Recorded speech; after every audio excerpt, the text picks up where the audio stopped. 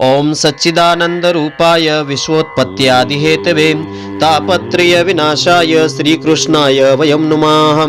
कृष्णाय वासुदेवाय हरये परमात्मने प्रणतः क्लेशनाशाय गोविंदाय नमो नमः। मित्रों, सादर जय श्री कृष्ण।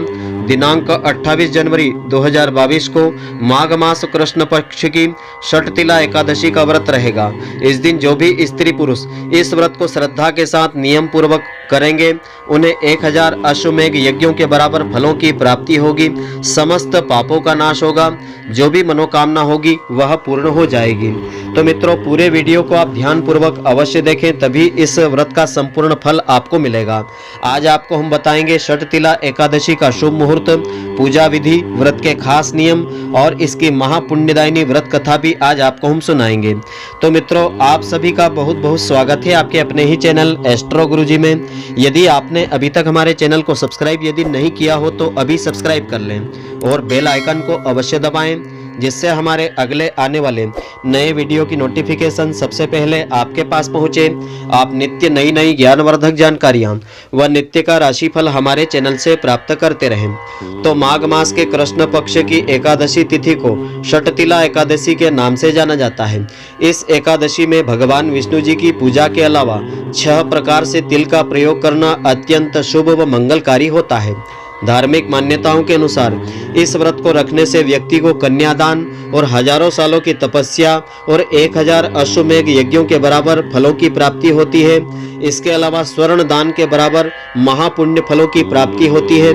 समस्त पापों का नाश होकर के सभी मनोकामनाएं भी पूर्ण होती हैं। तो दिनांक 28 जनवरी 2022 शुक्रवार के दिन षटतिला एकादशी का व्रत रखा जाएगा।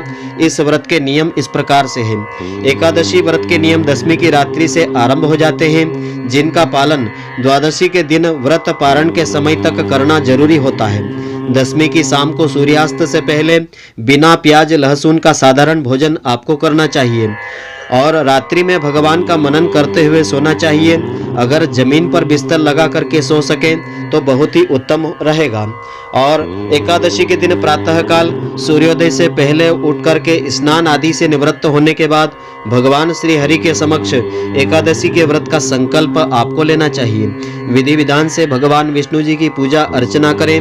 पूजा के दौरान षटतिला एकादशी की व्रत कथा पढ़ें अथवा श्रद्धा पूर्वक श्रवण करें, तभी इस व्रत का संपूर्ण फल प्राप्त होता है। और यदि संभव हो तो इस दिन भर निराहार रहें और शाम के समय फलाहार करें। इस दिन ब्रह्मचर्य का पालन अवश्य करें, इसी से इस व्रत का संपूर्ण फल मिलेगा। किसी के बारे में गलत विचारधारा मन में बिल्कुल नहीं लाएं। किसी की बुराई चुगली आदि करने से बचें और हर वक्त प्रभु के नाम का जाप करते रहें। दूसरे दिन द्वादशी तिथि पर स्नान आदि करने के बाद भगवान श्री हरि का पूजन करें। किसी योग्य ब्राह्मण को भोजन करवाएं। वस्त्र, दक्षिणा, श्रीफल आदि दान में देवें। इसके बाद अपने व्रत का पारण आप करें। तो षटतिला एकादशी का शुभ मुहूर्त इस प्रकार से रहेगा। दिनांक 28 जनवरी 2022 शुक्रवार को दोपहर 2:16 पर एकादशी तिथि आरंभ होगी। इसी दिन यह व्रत रखा जाएगा।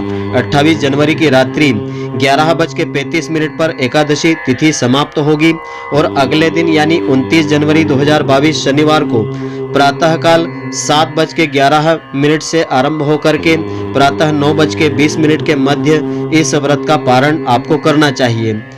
तो इस अवधि में पारण करने से इस व्रत का संपूर्ण फल आपको मिलेगा। तो षटतिला एकादशी के दिन इस प्रकार से तिल का प्रयोग आपको करना चाहिए। षटतिला एकादशी के दिन तिल का 6 प्रकार से प्रयोग इस प्रकार से करें। तिल मिश्रित जल से इस दिन प्रातःकाल स्नान करें। तिल का उपटन अपने शरीर के ऊपर लगावें। भगवान को तिल अर्पित करें या तिल से बनी मिठाई अर्पित करें। तिल मिश्रित जल का ही सेवन करें।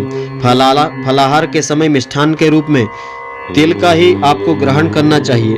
व्रत वाले दिन तिल से हवन करें या तिल का दान करें। तिल का दान करने से इस दिन अनंत गुना फलों की प्राप्ति होती है। तो षटतिला एकादशी के दिन वैसे जो लोग व्रत नहीं रख रहे हैं वे भी तिल का 6 प्रकार से प्रयोग करके इस दिन महापुण्य का लाभ प्राप्त कर सकते हैं। तो इन तिलों का इस प्रकार से आप प्रयोग करेंगे तो इस दिन आपको समस्त पापों से मुक्ति मिलेगी। भगवान श्री हरि की कृपा भी आपको मिलेगी। तो पूजा अर्चना करने के पश्चात षटतिला एकादशी की महापुण्यदायिनी इस व्रत कथा को एकाग्र चित्त से ध्यान पूर्वक श्रवण करने से इस व्रत का संपूर्ण फल प्राप्त होगा। कथा इस प्रकार से है। भगवान श्री कृष्ण जी कहते हैं कि हे नृपश्रेष्ठ, माघ मास के कृष्ण पक्ष की जो एकादशी तिथि आती है वह षटतिला एकादशी के नाम से जगत में प्रसिद्ध है, जो सब प्रकार के पापों का नाश करती है। अब तुम षटतिला एकादशी की पाप हारिणी कथा को श्रद्धा पूर्वक श्रवण करो, जिसका वर्णन श्रेष्ठ पुलस्त्य ऋषि ने दालभ्य ऋषि से किया था।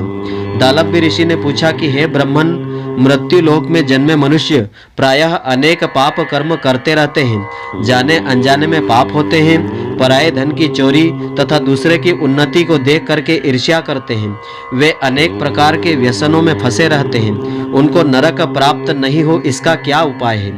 वह कौन सा दान पुण्य कर्म है जिससे उनके सभी पाप नष्ट हो जाएं? कृपा पूर्वक बताने की कृपा करें। पुलस्त्य ऋषि उनसे कहने लगे कि हे ऋषिवर, आपने बहुत ही गंभीर प्रश्न पूछा है, इससे मानव मात्र का ही कल्याण होगा। तो माघ मास के कृष्ण पक्ष की एकादशी का व्रत भक्तों को करना चाहिए। तो भक्तों को चाहिए कि नहा धो करके पवित्र होकर के अपनी इंद्रियों को संयमित करते हुए काम, क्रोध, लोभ, मोह, अहंकार, चुगली आदि बुराइयों को त्याग देवें। भगवान विष्णु जी का स्मरण करें। जल से पैर धो करके भूमि पर पड़े हुए गोबर का संग्रह यानी इकट्ठा करें। उसमें तिल और कपास मिला करके 108 पिंडिकाएं कंडे के उपले बनावें। उन पिंडिकाओं से 108 बार भगवान का नाम लेते हुए हवन करें। फिर माघ मास में जब आद्रा या मूल नक्षत्र आवे तब कृष्ण पक्ष की एकादशी करने के लिए नियम को ग्रहण करें। भली भांति स्नान आदि नित्य क्रिया से पवित्र होकर के शुद्ध भाव से श्री विष्णु जी की पूजा करके इस व्रत को धारण करें। कोई भूल हो जाने पर श्री कृष्ण जी के नाम का उच्चारण करें व रात्रि को जागरण करें, हवन आदि करें। दूसरे दिन धूप, दीप, नैवेद्य, चंदन, अगरबत्ती, कपूर आदि सामग्री से शंख, चक्र, गदा धारण करने वाले देव देवेश्वर श्री हरि की पूजा करें। श्री कृष्ण नाम का उच्चारण करते हुए कुम्हड़े, नारियल अथवा बिजोरे के फल से भगवान का विधि पूर्वक पूजन व अर्घ्य देवें और खिचड़ी का भोग अर्पित करें। अन्य सब सामग्रियों के अभाव में 100 सुपारियों के द्वारा भी पूजन और अर्घ्य किए जा सकते हैं। अर्घ्य के मंत्र का भावार्थ इस प्रकार से है कि हे सच्चिदानंद स्वरूप श्री कृष्ण भगवान, आप बहुत ही दयालु हैं। हम आश्रयहीन जीवों के आप आश्रयदाता बने। हम संसार सागर में डूबे हुए हैं, आप हम सब पर प्रसन्न होकर के उपकार कीजिए। हे कमल नयन, आपको बारंबार प्रणाम करते हैं। हे जगतपते, आप लक्ष्मी जी के साथ मेरे द्वारा दिए गए अर्घ्य को स्वीकार करें। इस प्रकार उच्चारण करते हुए भगवान को अर्घ्य प्रदान करना चाहिए। इसके बाद ब्राह्मणों की पूजा करें। उसे जल का घड़ा, कुंभ आदि ब्राह्मणों को दान में देवें। साथ ही छाता, जूता, वस्त्र आदि दान में देवें। दान करते समय ऐसा कहें, इस दान से भगवान श्री कृष्ण जी मुझ पर प्रसन्न हो जावें। अपनी शक्ति के अनुसार श्रेष्ठ ब्राह्मण को काली गौ दान और तिल से भरा हुआ पात्र भी दान करें। उन तिलों के बोने पर उनसे जितनी शाखाएं पैदा हो सकती है उतने ही हजारों वर्ष तक वह व्यक्ति स्वर्ग लोक में वास करता है। तिल के 6 प्रयोग, तिल का दान इस प्रकार से धर्म ग्रंथों में बताया है। पहला तो है तिल से स्नान करना होता है। दूसरा, तिल का उबटन अपने शरीर पर लगाना होता है। तीसरा, तिल से हवन करना होता है। चौथा, तिल मिला हुआ जल पीना चाहिए। तिल का ही दान करना चाहिए। तिल का भोजन ही काम में लेना चाहिए। तिल से बनी मिठाई काम में लेना चाहिए। इस प्रकार 6 कामों में तिल का उपयोग करने से यह एकादशी षटतिला एकादशी कहलाती है। इस प्रकार तिल दान अनेक प्रकार के पापों का विनाश करने में सहायक हो जाता है। यह कह करके पुलस्त्य ऋषि आगे कहते हैं, अब मैं षटतिला एकादशी की व्रत कथा सुनाता हूँ। एक समय ऐसा ही प्रश्न नारद जी ने भगवान विष्णु जी से किया था। भगवान ने षटतिला एकादशी का जो महात्म नारद जी को कहा था वह मैं अब तुमसे कहता हूँ, ध्यान पूर्वक श्रवण करो। कि प्राचीन काल में मृत्यु लोक में एक ब्राह्मणी रहती थी। वह सदैव व्रत उपवास किया करती थी। इससे उसका शरीर अत्यंत दुर्बल हो गया था। यद्यपि वह धर्म प्रवृत्ति वाली स्त्री थी, तथापि उसने कभी देवताओं या ब्राह्मणों के निमित्त अन्न या धन का दान कभी नहीं किया था। यह जानकर के प्रभु के मन में विचार आया कि ब्राह्मणी ने व्रत आदि से अपना शरीर तो शुद्ध कर लिया है, इसे विष्णु लोक भी मिल जाएगा, परंतु इससे इसके द्वारा अन्नदान कभी नहीं हुआ है।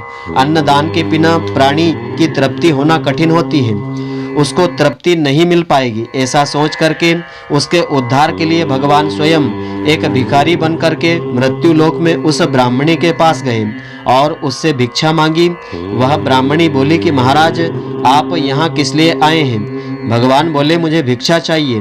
इस पर उसने एक मिट्टी का ढेला भिक्षा पात्र में डाल दिया।